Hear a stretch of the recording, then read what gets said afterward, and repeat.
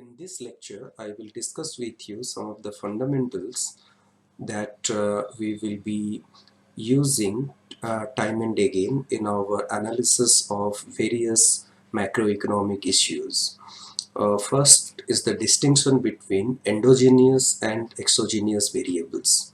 Now, we must be very clear as to what are endogenous variables and what exogenous variables are. Um, Let me take an example like GDP. Is GDP an endogenous or an exogenous variable? Or say the repo rate, is it an endogenous variable or an exogenous variable? To answer this question, we have to remember that endogenous variables are decided from within the system. That means they cannot be decided by an outside agency or by the policymakers. It cannot be the case that the finance minister calls for a meeting of the economists and the say RBI governor.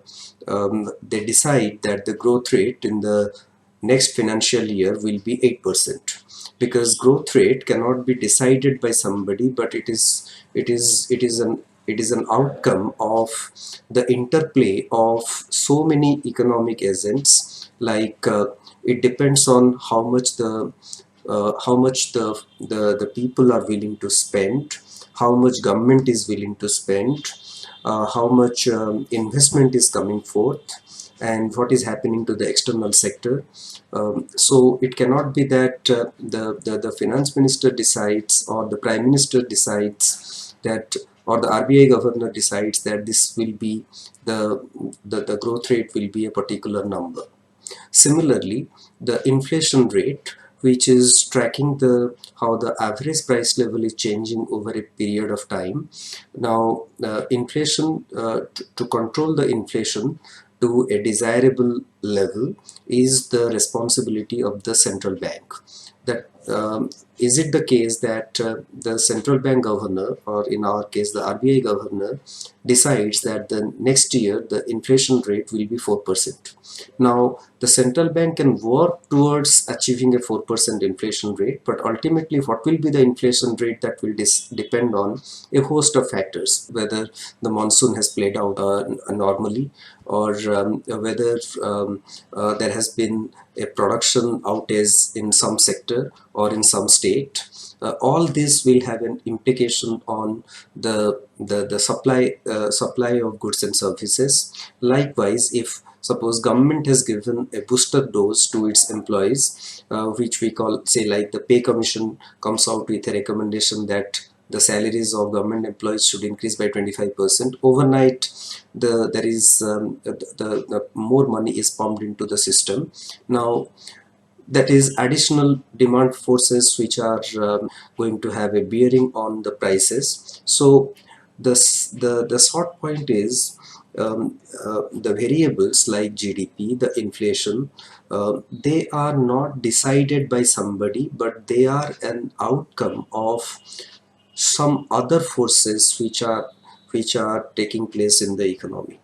Now, as opposed, so these are called the endogenous variables. Endogenous variables are decided from within the system, as opposed the exogenous variables are decided from outside the system. To appreciate this, we have to be very clear about what we mean by outside the system. When I say outside the system, it is either referring to purely exogenous, purely random events, like it could be an earthquake, it could be a monsoon failure, any factor which is beyond our control. So one category of exogenous variables are purely random in nature, which are beyond anybody's control. But there is a second set of exogenous factors about which we would be more interested in this course, which are the policy variables. Like we have in the fiscal policy, the tax rate is a exogenous variable.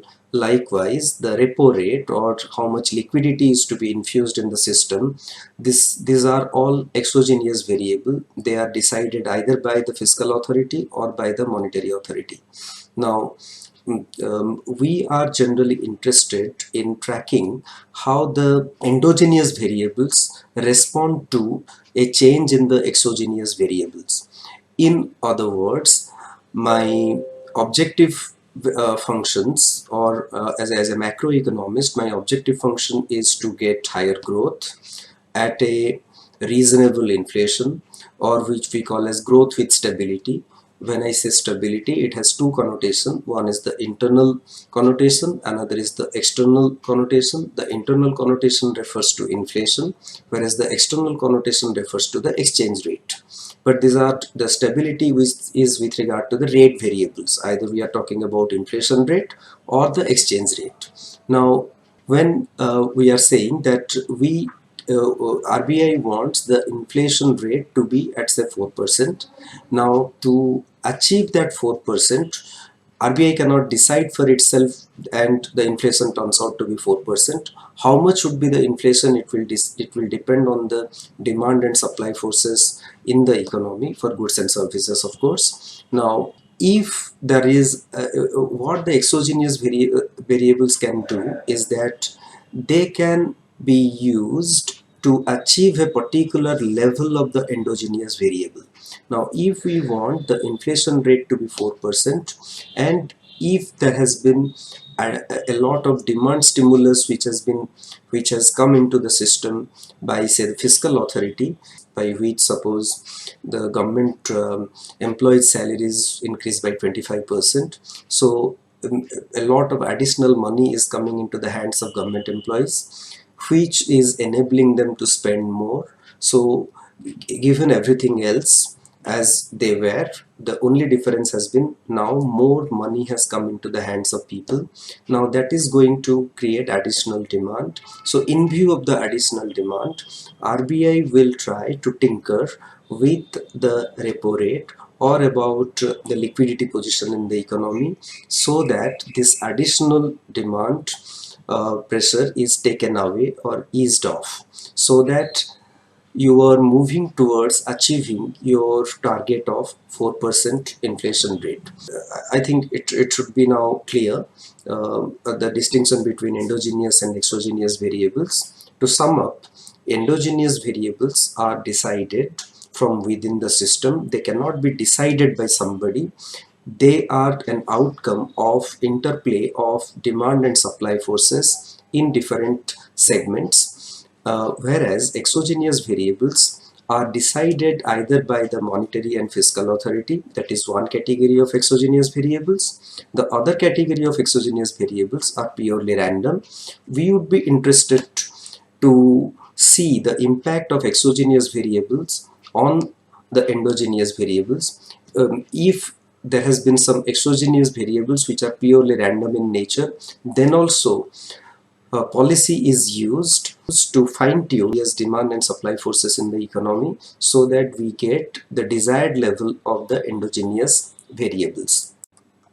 The second fundamental issue that we need to be aware as to the distinction between stock variables and flow variables when we discuss macroeconomic issues. Let me take some examples of flow variables like GDP. GDP is considered to be a flow variable because we are measuring GDP over a period of time. Now, generally, GDP is referred to, say, in a particular financial year, say 2016-17. Suppose the GDP in 2016-17 was 150 lakh crores. What does it mean? It means that goods and services worth 150 lakh crores were produced.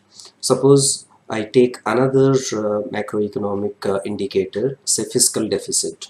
Fiscal deficit is measured or is measuring how much of how much borrowing government has made in a particular financial year.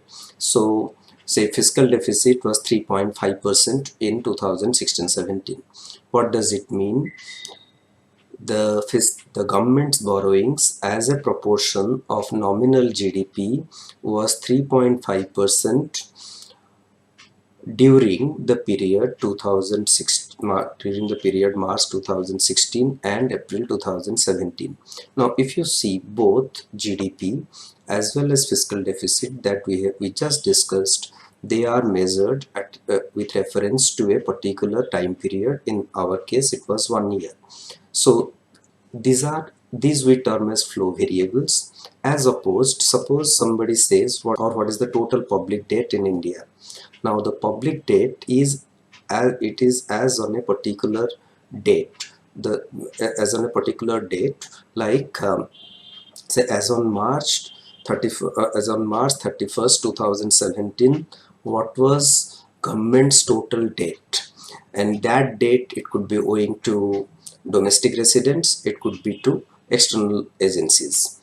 Unlike fiscal deficit, which was measuring how much government borrowed during a particular year, public debt figure is measuring the total debt as on March 31st 2017. What the date figure is conveying is that it is telling us the accumulation of borrowings over a period of time, or till date. As on till date, the total borrowings is captured through the public debt number. Now we can see so public debt, in our case it would be a stock. So the distinction between stock and flow is essentially a distinction between whether I am measuring a variable at a point in time or over a period of time. Things would be much clearer if I refer you this example. Suppose you are measuring the rate at which water is flowing from a pipe to a bucket in per minute. So there is a time dimension attached and it is a flow. Whereas if you try to measure water in the bucket at a particular point in time, it would be a stock measure. Suppose we say as on say 8:05 a.m. the water in the bucket was 10 liters. So 10 liters is a stock. So but if I say water is pouring into the bucket at say 2 liters per 30 seconds, so then it becomes a flow variable. So the macroeconomic variables which will have a time dimension attached to it, they will be termed as flow variables, whereas macroeconomic variables which are measured at a point in time are called the stock variables. Some of the other examples, inflation rate is measured at a inflation rate is measured as on a given date, but with reference to how prices were on the same date of last month or say last year. Now so we are measuring through the inflation rate how the average price level has changed over the last 1 month or 1 year. There is a time dimension attached to it, so it is a flow variable.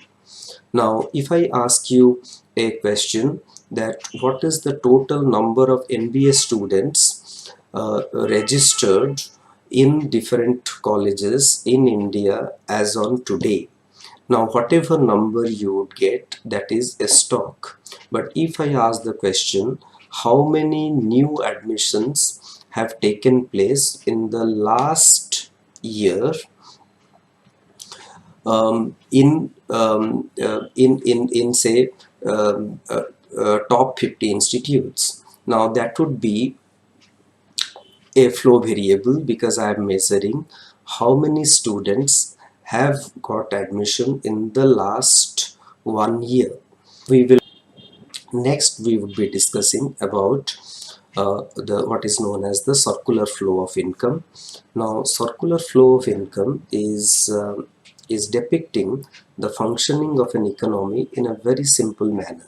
Now the circular flow of income that we would be discussing is a two-sector economy. That means we consider only two sectors, two categories of economic agents are there in the economy. It is an oversimplification, but nonetheless it helps us to drive home the point that how the macroeconomy works. Now what are the two sectors? One sector is the household and the other sector is the business sector or the firms. Now what is happening? Households are supplying their labor to the firms, and firms are using this labor to produce goods and services. Now these goods and services are purchased by whom? By the households. But how do they pay for it? They pay for the goods by using the income that they have earned while offering their labor to the firms. So two things are happening. At one level, we are saying that firms are giving labor and getting income. At the second level, firms are using the labor to produce goods and services. At the other end, they are also getting the money back which they had given as income to the households for using their labor.